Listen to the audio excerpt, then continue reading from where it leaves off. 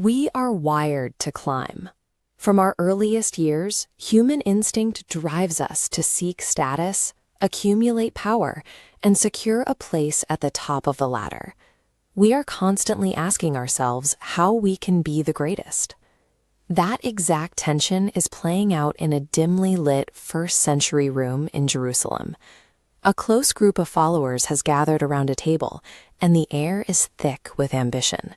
Every person at that table is silently wrestling with the question of who among them is the most important. They are looking for a leader in the traditional sense, missing the reality of true authority. This diagram shows the standard hierarchy of power they expected, a pyramid with authority seated at the top. Jesus, the only one holding absolute power, prepares to address their ambition with an unexpected physical action. In this new paradigm, Jesus proves his absolute authority by descending into absolute humility.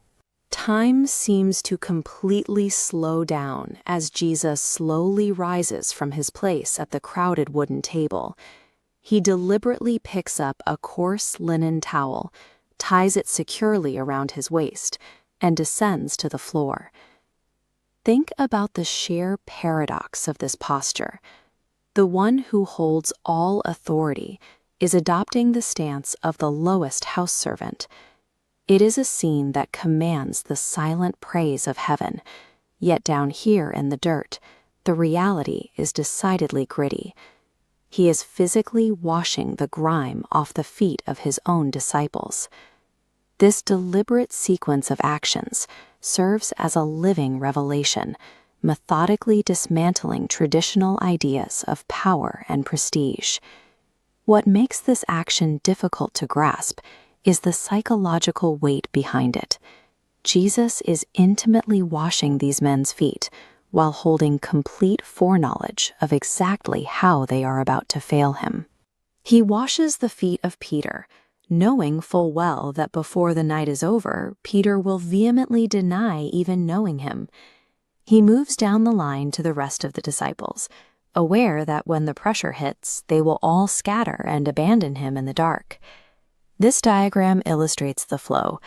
The central node extends outward to everyone, even Judas. The betrayer remains included.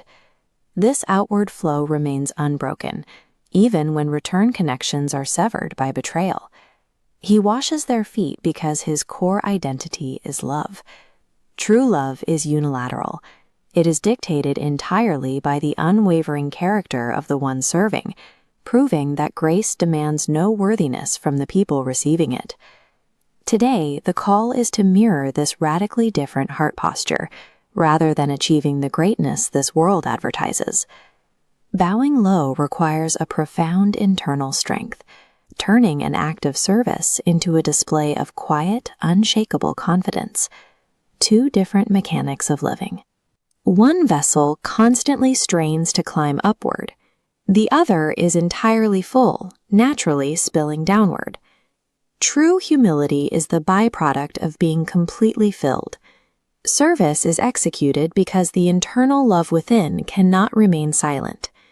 We live in a loud society, screaming at us to climb higher. Against that noise, the quiet invitation remains.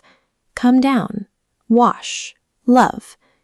In a world obsessed with rising to the top, the intentional act of stooping down is the only authentic path to true glory.